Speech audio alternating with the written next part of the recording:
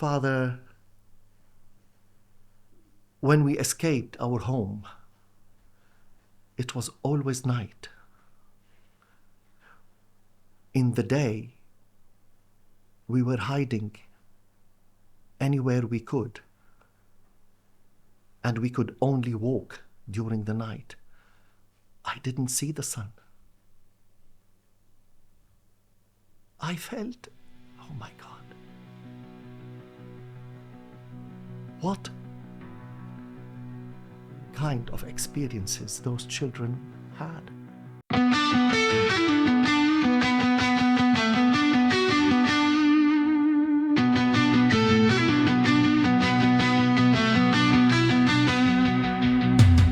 Because actually going back to, because you mentioned Beirut, because I understand that you were sort of one of the last 5 cars to leave Beirut during the civil war. So this was very during the Israeli invasion. Oh, right. Oh, okay. So sorry. So there was the Lebanese civil war was a separate event. No, it's not separate. No. During the civil war, Israel invaded Lebanon. Right. And we were assured that the Israeli army would not enter Beirut. Mm. So we stayed in the school of theology. But then the Israeli army entered Beirut. So we had to leave because I was not Lebanese. I was Syrian. So it was very dangerous for me to stay because Israel and Syria were and still are theoretically in a state of war. Yes. You can't stay. Right now there's a sort of a... So I had to leave. But I left too late because we were assured that the Israeli army would not enter Beirut. But they did. So because of that, I was with the last cars that left Beirut at that time.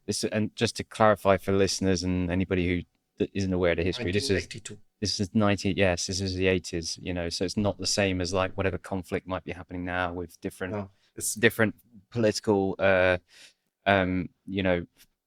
factors. This is back then. 1982.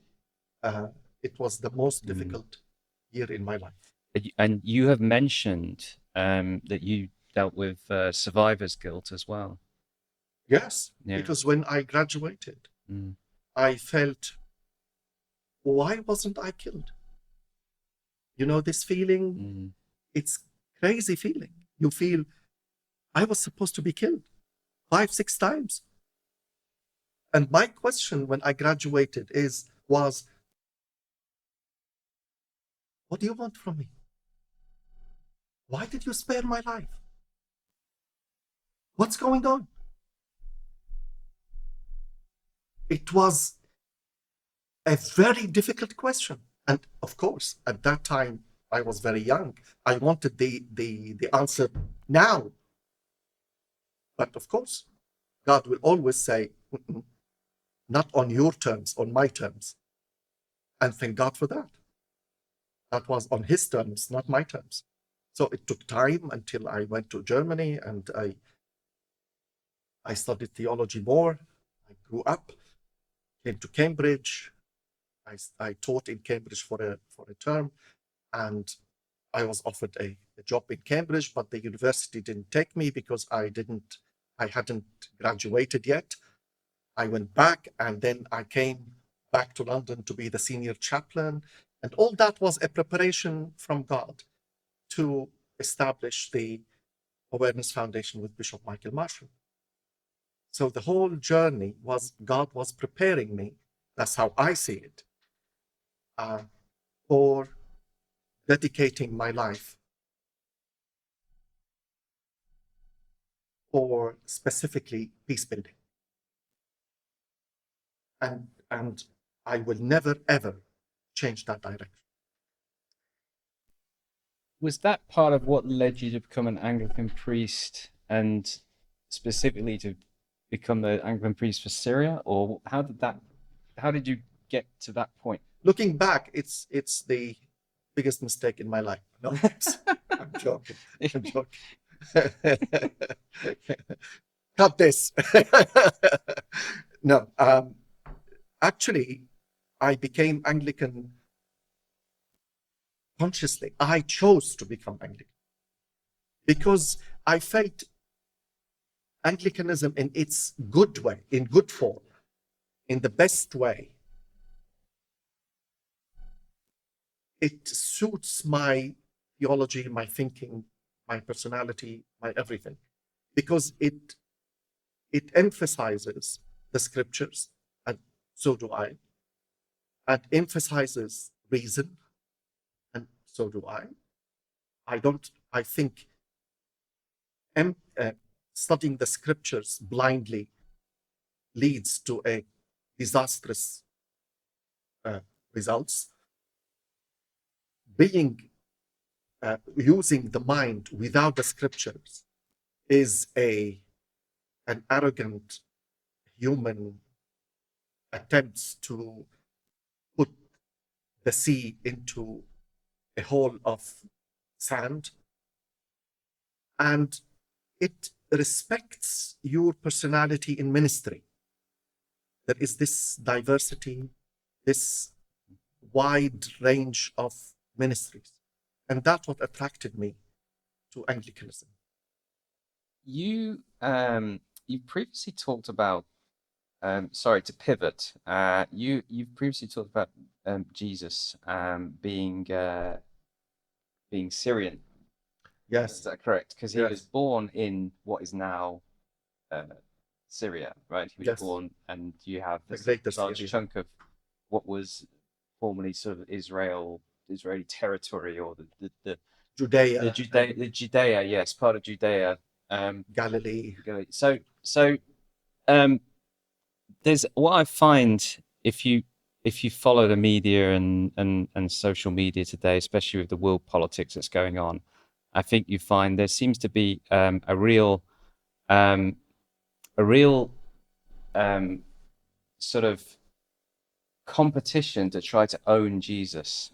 I'm sure you're aware of, like, we've talked about it. You've got the this is a Christian country, and then you have there's obviously people will quite rightly state, Jesus was Jewish. There are people who say Jesus was Israeli. There is now people claiming Jesus was Palestinian. Yes. I've even seen probably a parody claim that Jesus was a Roman. And obviously you yourself have kind of said, in a way, Jesus was Syrian. So Because what is Jesus? all of what you mentioned were in Syria. Yeah. The Jewish community was in Syria. The Romans were in Syria. The Palestine is part of Syria. So I'm not trying to pigeonhole Jesus, but I'm trying to say, in order to understand, I'm not doing that in any way to say, well, I am Syrian and so Jesus is Syrian. I'm giving more privilege to myself. No, because I believe the more we unpack the original culture of Jesus, the more we understand the scriptures. If you want to understand Buddha, do you go to Syria? Do you go to Europe? You go to India and China, and you dig there, because the culture of Buddha is there. It's logical. Plus, let's look at the Gospel according to Luke, chapter 2, verse 2. He's talking about when Quirinius was the governor of Syria. We read that every single Christmas, in every single country around the world, in every single church. And we never say, well, why did Luke say when Quirinius was the governor of Syria? What does Syria have to do now with his gospel? As if I'm saying, Wes was born when Louis XIV was the king of France. What? But Wes is British. Why are you saying that? There must be a reason. When you say, well, when Queen Elizabeth was the the Queen of England or Britain, okay, I can understand that. But if you bring a king outside Britain, doesn't make sense. So why would Luke say when Quirinius was the governor of Syria? I remember when I wrote my book, The Culture of God, the Syrian Jesus, a priest came to me on Twitter, and he said, he wrote capital N and like 10 O's. No. Jesus was not Syrian. Yeah, right. So I wrote as an answer to him, read Luke 2:2. That's it. After a month, he came back to me, but private message, not public. And he said, Nadim, I'm so sorry for my ignorance. I can't believe it that I'm a priest and I didn't know the simplest facts. Yes, Jesus was Syrian in the broader sense of the word. I'm not saying Syrian as Syria today. I'm saying Syrian as we, the history and geography was in the time of Jesus, not now. Are Syrians, I'm talking about just generally like Syrians today, are they aware of how much of their country is kind of rooted in, Yes, we are. in the origins of Judaism? Yeah, we are aware, but at the same time, there is a huge influence from the West. If you go, for example, to many Catholic churches in the Middle East or the Near East or that area, the greater Syria, you still see the blonde Jesus, blue eye, piercing blue eye, more than yours. Why? Why should I put in my church in Syria a blonde, blue-eyed Jesus? It's the influence of the West. When I studied theology in Beirut, I studied Western theology. There's something wrong. So when I wrote my book, I was thinking, when I left Syria and the Middle East, I started thinking about my roots more. When I was there, it never occurred to me. When I left Syria, suddenly I was evaluating my roots in a different way. And I was asked in Germany, and when I came here also, I was faced with a very tough question, which really irritated me. And I was asked all the time, Father, when did you become Christian? And they assumed that I was a Muslim and became Christian. And I'm not saying there is anything wrong with that, but it's not true.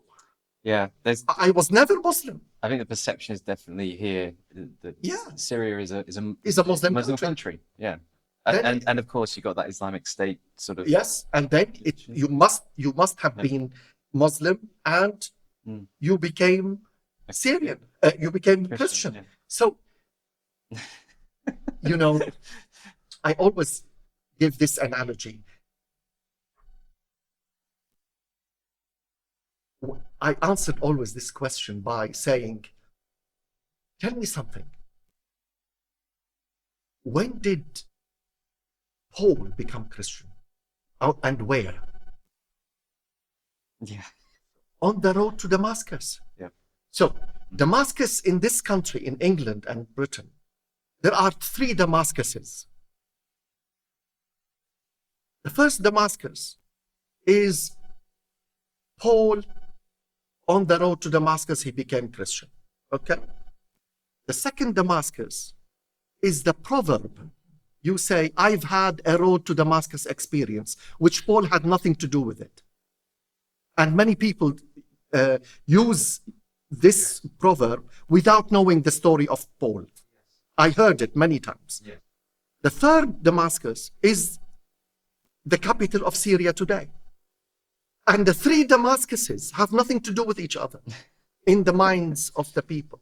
So it's like, I always say, it's like Camelot. It swings between fantasy and history. It depends how you see it, How are you using it? how using it. Yes. So, but I say the three are the same Damascus. It's the oldest inhabited capital in the world. And Syria is the cradle of civilization. That's the nickname of Syria. I'm not glorifying my country. All what I'm saying is historical facts. When Paul became Christian on the road to Damascus, don't ask me when I became Christian. As simple as that. And I would say though, and again, I would sort of challenge that, because and again, I'm speaking from our perspective in the West here, but a lot of the time, the question of Christians would ask each other, "Oh, when did you become Christian?" Even if you grew up in a church, there's an idea that you no, but they didn't mean that. yeah. They No, didn't they mean mean they obviously meant like, they mean always you're a convert. yes. Yeah. Yeah, I get And that. when I always said I've been always Christian, the second question immediately came, oh, your parents became Christian. Right, okay. So Say that, beyond yeah, my they don't go parents, they beyond that. couldn't think. Yeah, No way yeah. beyond Right. my parents. And I always shocked them, and I said, oh, my ancestors, Christian ancestors, go back to St. Paul. What? St. Paul? Why St. Paul? Well, on the road to Damascus. Oh, yes, there is something like this. This is what triggered me to think about the culture of God and the Syrian Jesus. That what was the origin of the idea. The challenge I had about my Christian origin.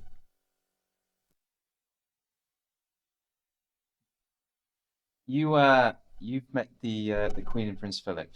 Yes, I did. Yes, you did. You got invited to the palace, To Windsor. to Windsor, for a sleep and Over dine in Windsor Castle. Any interesting stories Yes. behind the scenes there? Yeah, it was a wonderful occasion. And when the palace, Buckingham Palace, called the Awareness Foundation, I was there at 9:15 in the morning, and he said, "Can I speak to Father Nadim?" I said, "Speaking." He said, "This is Buckingham Palace." And there was silence. Yeah. Did you think it was a prank call? Yes, and my assistant, bless his soul, Sinjin passed away with COVID, and he was sitting opposite of me. I said, "Buckingham Palace?" So Sinjin jumped. He was very, very English. So he came to near me, and I put the speaker on, and I said, "Oh, good morning, Buckingham Palace. How can I help?" And there was silence, and the voice came back and said, "Father Nadim, this is really Buckingham Palace." They must have to say that a lot, I bet. They must have it all the time. And I said, "Oh, yeah, of course. How can I help you, Buckingham Palace?" He said, "Father, please, I am talking from Buckingham." I said, "I believe you. How can I help? I'm totally serious." So he laughed and he said, "Well, if you can't believe me saying Buckingham Palace, how can you believe me about what I'm going to say?" I said, "Well, go ahead, try me." He said, "Her Majesty the Queen and the Duke of Edinburgh would like to invite you for dinner." I said, "Oh, how kind." And there was silence also. And he was laughing and laughing. I said, "Okay, let's put that to end." He said, "Yes." I said, "You are Buckingham Palace and I am Father Nadim Nasar. Let's start from there." He said, "Thank you." Okay, great. So I said, "Thank you very much. When is the..." And he said, "In April, blah, blah, blah." And we talked about... I was so naive. I said, "When?" And he said, in April. And I said, "Oh, by the way, my diary is just in front of me and I'm free." And he laughed. He exploded laughing. Right. And Sinjin next to me, he was, "What? You are free?" You're telling Buckingham Palace that you are free? I could put you in. Yeah. So at the end of a wonderful conversation with Buckingham Palace at 9 o'clock in the morning, he said, okay, don't do anything and don't tell anybody until you get the invitation in writing. Is that okay for you? I said, yeah, great. I won't tell anybody. He said also for security reasons. I said, okay, fine. And I got the everything in writing. But we became very good friends. Yeah. He was admiral of the fleet, and me. And I went to to Windsor Castle. But the funny thing was, who would take me? So I got many offers, wonderful offers, big cars and nice cars from Chelsea to take me. And one volunteer, a wonderful lady, Caroline, said to me as a joke, I will take you with my Beatles. You know, the Right, Volkswagen Beatles. Yep. And I looked at Caroline, I said, you're taking me. She said, what? I said, you're taking me. She said, oh my goodness. So I sent to Buckingham Palace, what car is taking me to Windsor Castle? And she came with my sister. And she, for the fun of it, she bought a driver's hat. And she put on driver's hat.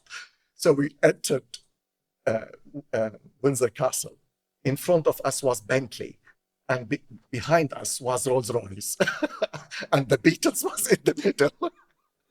And they're like, who's this guy? Who's this guy?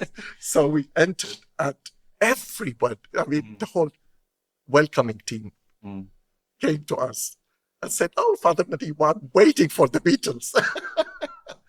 But they were so wonderful, so kind, and the group was fantastic. And it was Prince Philip. He's known to ask, sometimes make some Awkward very funny, questions. awkward comments and stuff. Did he? He put his arms like this, and he said to me, now, tell me, how on earth a man from Syria became a priest in the Church of England? I gave him a very quick, because, nobody wants to have a long answer. So a short answer. He said, wait, stop. What? He said, no, you're giving me a very short version. Oh. I want a longer version. I said, how, Your Royal Highness, how long do you have? He said, well, you are staying here overnight, aren't you? That's great, eh? So I elaborated a little bit on that. But Her Majesty was fantastic. She was so wonderful with us all, because we were only 20 people, 23 people. Very intimate, nice, yeah. group. And she took us on a tour in Windsor, and she explained to us everything.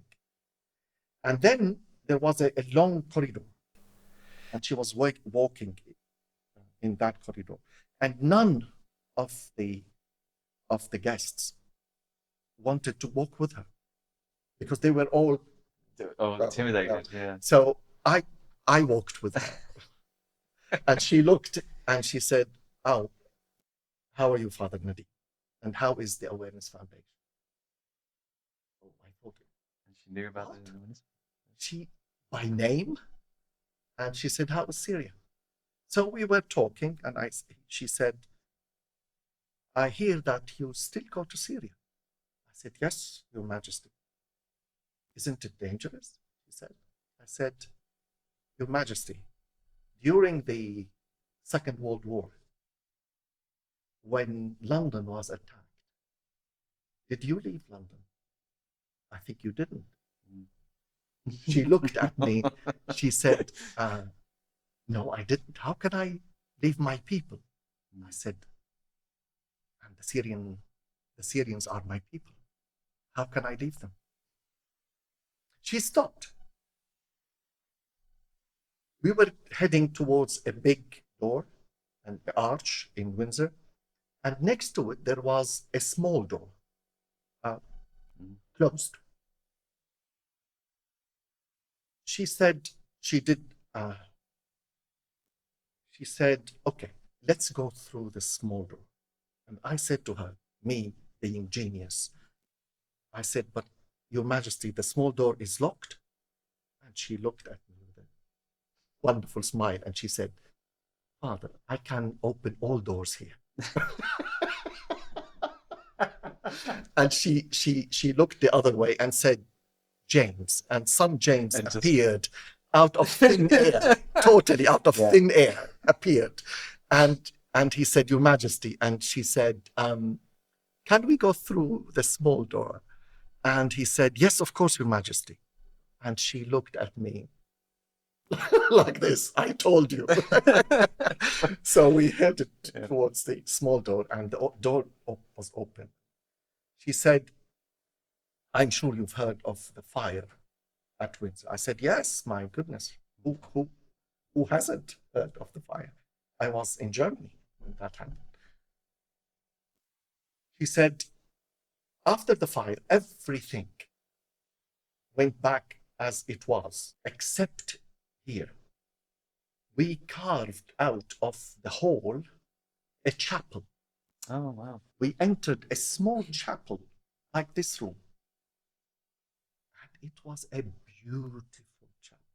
One of the probably most beautiful chapels I've seen. And she said, look at the stained glass window. And I looked. There was a firefighter and Christ was behind him, leading him. It was very touching, very moving chapel. And there was woodwork like this, like arches of wood. And she said, I said, the woodwork is absolutely magnificent. She said, yes, a group of Pakistani carpenters did that as a gift. Oh, wow. For the castle. And inside those things, woodwork, there was beautiful color of turquoise. And she said that was especially for this chapel. And by this time, everybody arrived. So I withdrew and I came next to Her Royal Highness, the Duchess of Edinburgh. And she said to me, Father Nadim said, Your Royal Highness, we didn't talk because she was far from me at dinner. She said, I was very jealous at the dinner. I said, why? She said, you were having a great fun with the people around you. I didn't. So then we talked about Syria for like 25 minutes. And it was wonderful. She is a beautiful lady. And she sponsored the Awareness And Foundation. she's our patron. Patron, yes. Yeah. Yeah. And we went to, they said there is a surprise for all the guests in the library of Windsor. Okay. So I said to Her Royal Highness, what is this? She said, no, I can't say. You have to see it yourself. So the door opened, and we entered, and there were like 10, 12 tables. On each table was the name of the guest and the country they came from. And Her Majesty came to me and said, shall we start by Syria? I said, yes, of course. And there was tables with countries, and on the table, there were items from the Royal Archive which had something to do with Syria. For example, they brought the memoirs of Queen Victoria. Before she became a queen, she went to Damascus. Oh, right. And she wrote her memoirs. And we have a bridge called Victoria Bridge. And I said to Her Majesty, we still have today Victoria Bridge. She said, what? I said, yes, from that time. And there were other items. We finished and we went for a drink, which was the last drink before we went to bed. And the guest to that drink was the head of the library. So I went to him and I said, I want to thank you wholeheartedly for the effort to bring all those items from the Royal Archive. I mean, it's a big work. He said, Father Nadim, I said, yes. He said, well, I would accept the thank you from all the guests with pleasure, but not from you. Oh, I said, why not from me? He said, because I didn't choose the items. I said, who chose the items? He said, Her Majesty the Queen. Really? She came to the archive and she chose the items. I said, whoa, that's really an honor. Why? He said, nobody knows. And then during the dinner, I met the German ambassador and we spoke in German and we became good friends. So he invited me to his home for dinner. And at the dinner, he said, I want to reveal something that Father Nadim doesn't know. What is it? He said, well, all our names for the dinner with Her Majesty were suggested by the protocol office, except yours. I said, why? He said, nobody knows, but that your name came from Her Majesty the Queen. I said, why? How does she know me? He said, nobody knows. We don't know. Because I was very surprised. I'm just a Syrian priest. But it was the most moving experience in this country to be able to be close to Her Majesty. And of course, that developed into a wonderful friendship and patronage from Her Royal Highness, the Duchess of Edinburgh. Well, that makes that gives us a good segue into talking about the. Sorry for the long. No, it was a great story. That was a really great story. And really interesting to hear. And you told it very well. Yeah. But it gives us a great segue into the Awareness Foundation. Yes.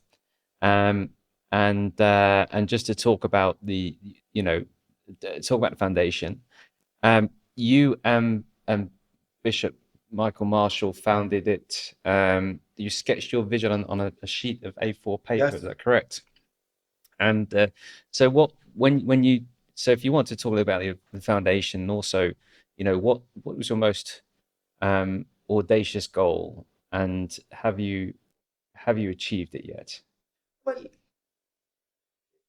when Bishop Michael and I met, I shared with him my passion about peace building and my passion about teaching the faith in a different way, not in a very classical, traditional way.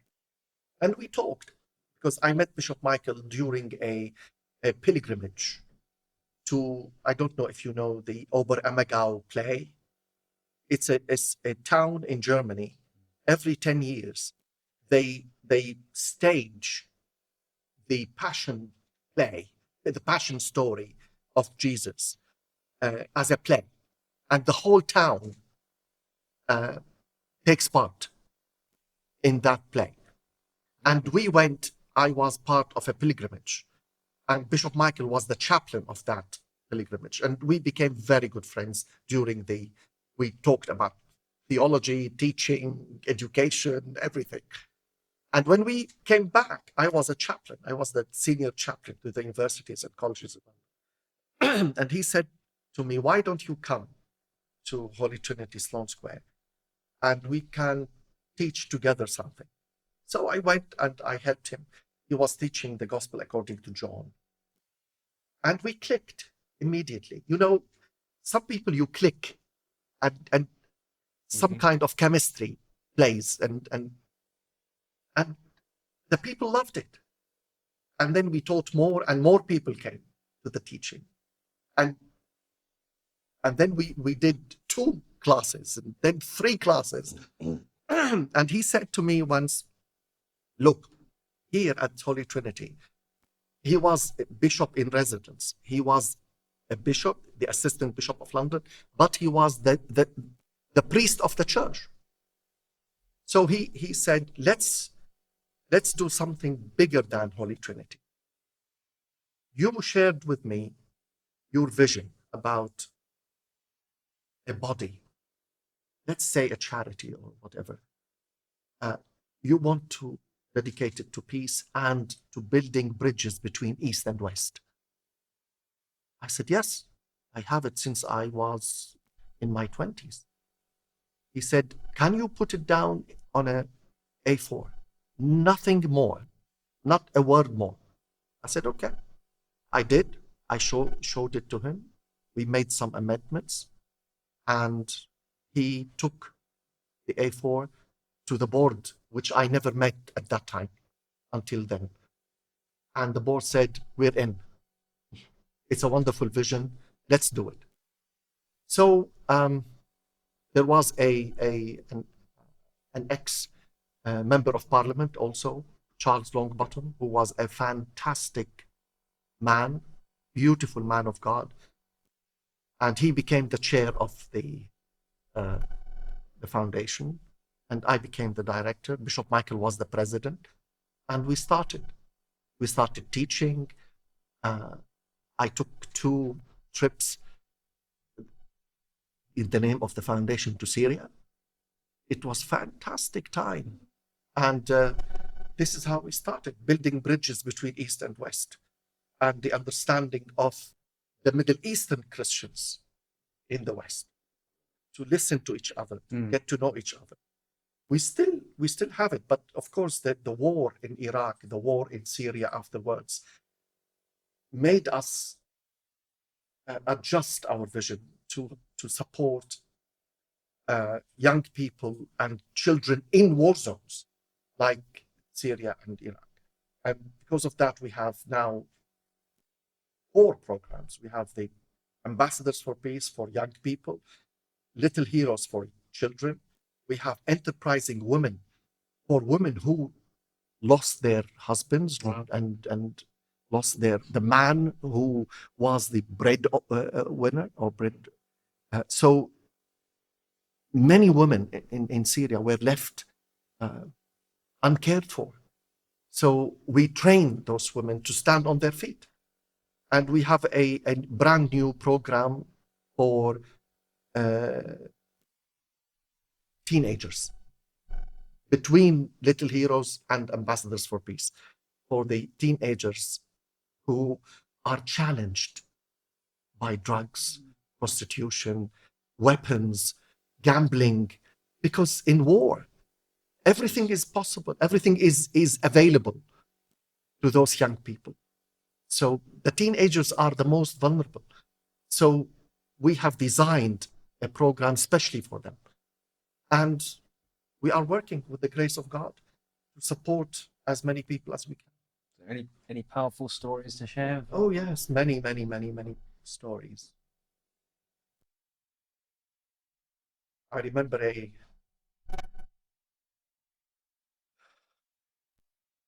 child. Little Heroes has like stations around the church, and every station has something to explore. One station has painting, one station has writing, one station has sport, one station has public speaking for children, music. So every station has, because we wanted to empower the children to discover the talents that they have. Because most of the families don't have the time or the money even to know what their children like. And we discovered wonderful talents. So I noticed one boy just stared at the painting station like this. I mean, it was very obvious. So just before starting the program, I went to him and I said, my love, do you like painting? He said, yes. I said, have you painted before? He said, no. I said, have you colored anything? He said, no. I said, come with me. I took him to the station. I put a small table and a chair. And I said, sit. Choose. We brought them colors, brushes, whatever, canvas. And he looked at me, a look that I would never forget in my life. He looked at me as if saying, are you out of your mind? I choose? Are you serious? I mean, he never even dreamt to have something like this. I said, my love, choose whatever you want. So he chose. I said, sit and paint. The boy painted 8 hours. He didn't want to drink. He didn't want to eat. I brought him the sandwich. He didn't eat his sandwich. He wanted only to paint. Before the end of the day, I came to him. I said, now, show me. What did you paint? I looked. Wonderful things. Very colorful. And one painting stopped me. Painting of nature and trees and houses. And in the sky, there were 3 suns.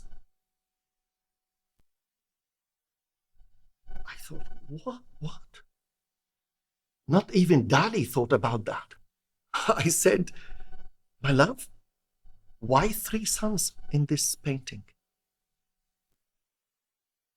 He looked down and then he said, Father, when we escaped our home, it was always night. In the day, we were hiding anywhere we could, and we could only walk during the night. I didn't see the sun. I felt, what kind of experiences those children had. And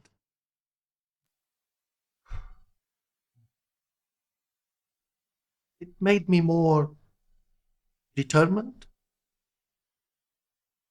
that our mission is making a difference.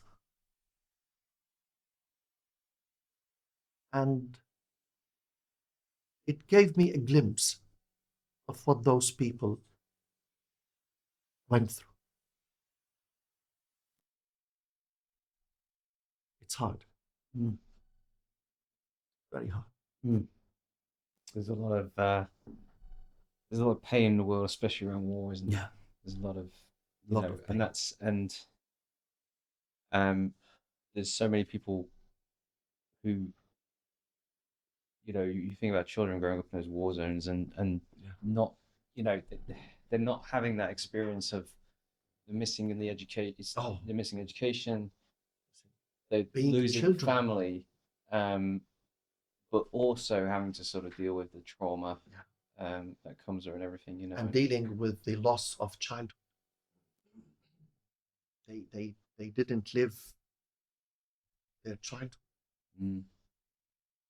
They became suddenly, they had to become adults without going through the childhood. And that damages anybody, any child.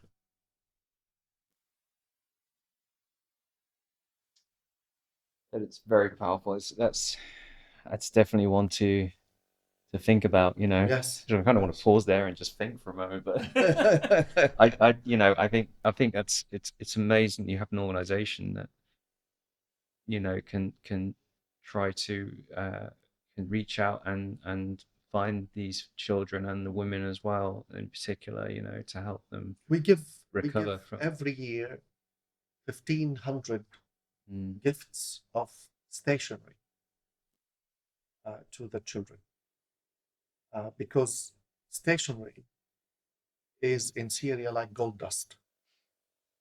Very, very expensive, very expensive, mm, and unavailable most of the times. I remember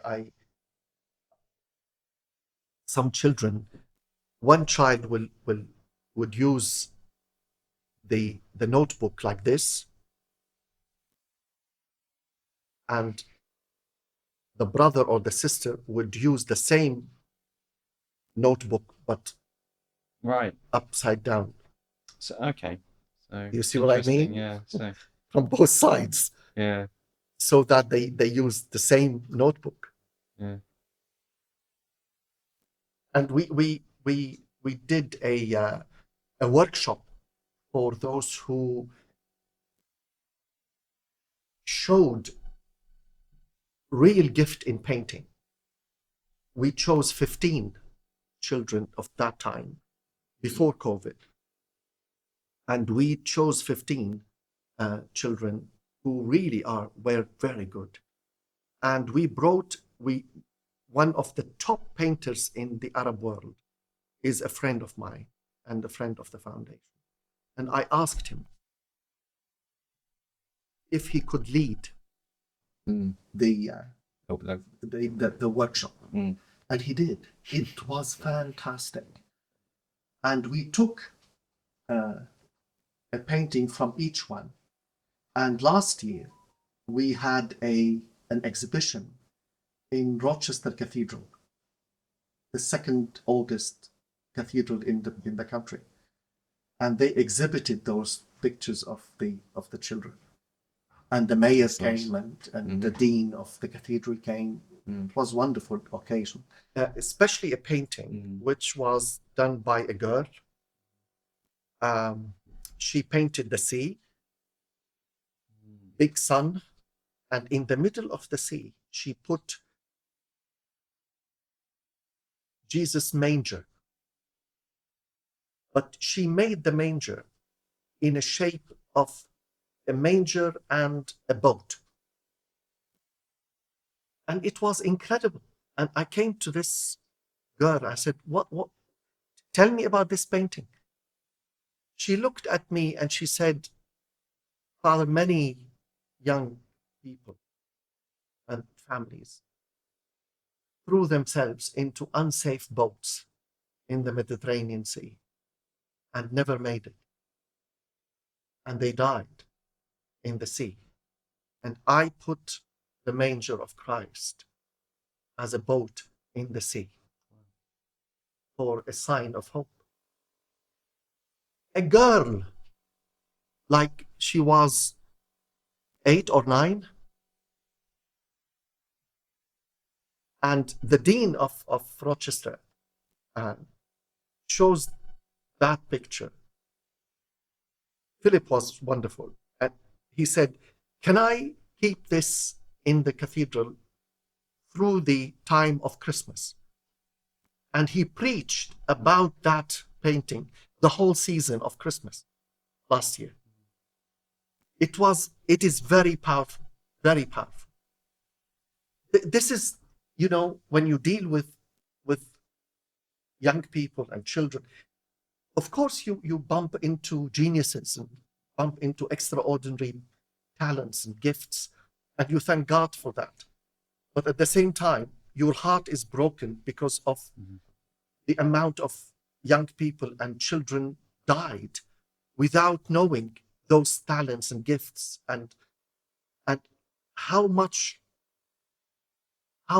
we lost during the war. What continues to give you hope?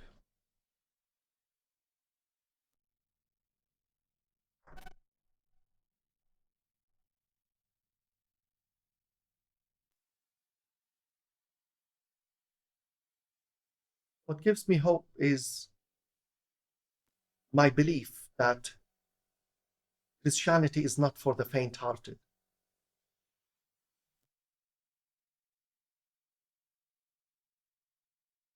You have to be pretty strong and stubborn and determined and knock at the door until your hand bleeds without giving up, knowing that you are heard, but you are heard in the time of God, not yours. But you keep going. I have the faith that at the end we are in His hand, despite all the trauma and all the catastrophe and all the disaster, all the bloodshed we have been experiencing. We are heading towards Easter Sunday, because the cross can never be the last word that God said to humanity. It can't be. And we were not created to be stuck at the cross. We were created to move forward to Easter Sunday. That's what gives me hope. Good. What is one thing that Western Christians can learn from our Middle Eastern brothers and sisters, and vice versa? Western Christianity taught me a big lesson: not to take your faith and what you have for granted. And sometimes we do here in the West. We take for granted that we have what we want. And we take for granted our faith and being able to be Christian. And we take for granted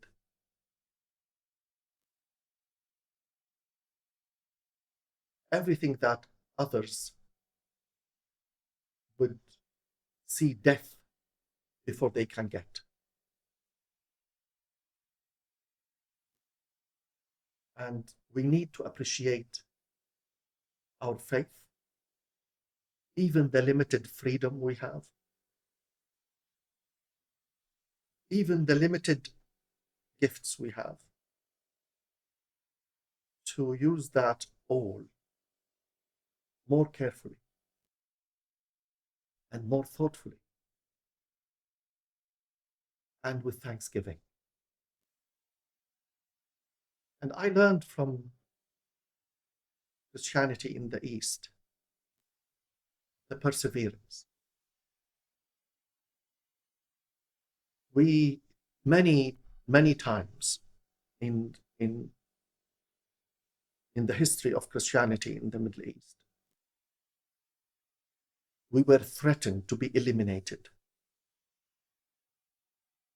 with persecution, with killing, with trying to push us away from the region.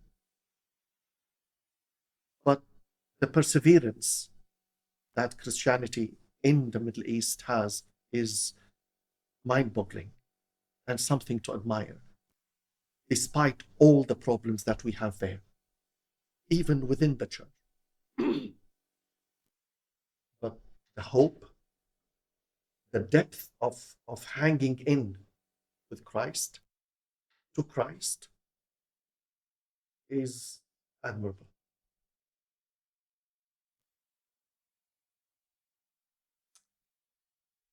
I have one more question for you. Only one? Yeah, very well. Well, I had a lot of questions, but I think you gave a lot of answers. You answered quite a few of them, so and I didn't want to try to tread Go ahead. back old ground. So we've got one more question for you, at least for this episode, Yes. for this time. Um, um, so unless we ask everybody this, by the way, unless Jesus does return sooner, 100 years from now, what is one thing that the generations of tomorrow can take away from the church of today?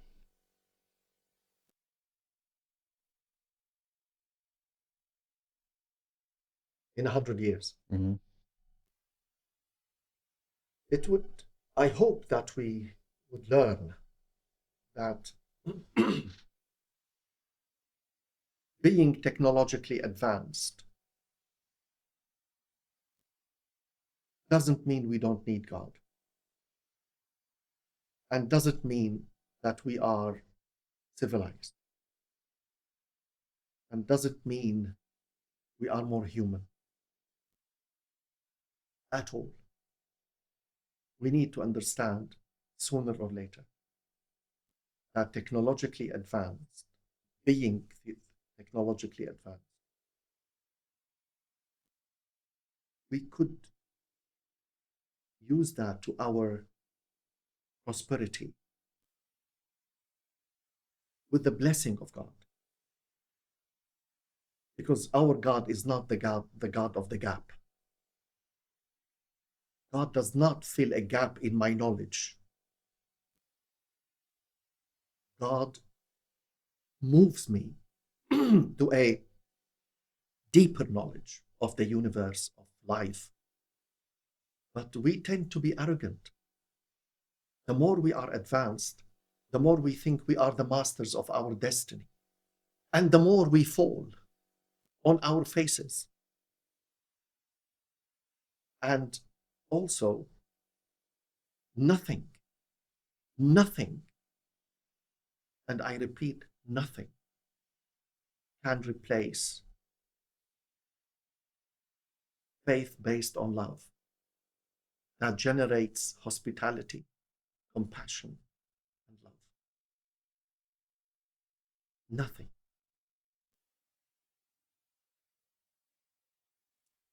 Well, thank you very much, Thank Nadim, you. for your wonderful insights and stories, Thank you for having me. and for coming on this podcast. It has been a pleasure. It's been a privilege. And if you are ever back in the neighborhood of Rugby, you are welcome to come back. Thank you. There's obviously so much we probably could still discuss, but Your audience I feel like wouldn't want to see my face again. that's not true at all. I think there was so much there that we covered. It's hard to think of where to go from there. You know, it's hard to think because we started out going right down that sort of technological route, and I'm not prepared for that at all. And then I was thinking, wow, we're going to end up discussing quantum mechanics and Star Trek, which is. But now that I know that, we can probably have you back again and to discuss those things.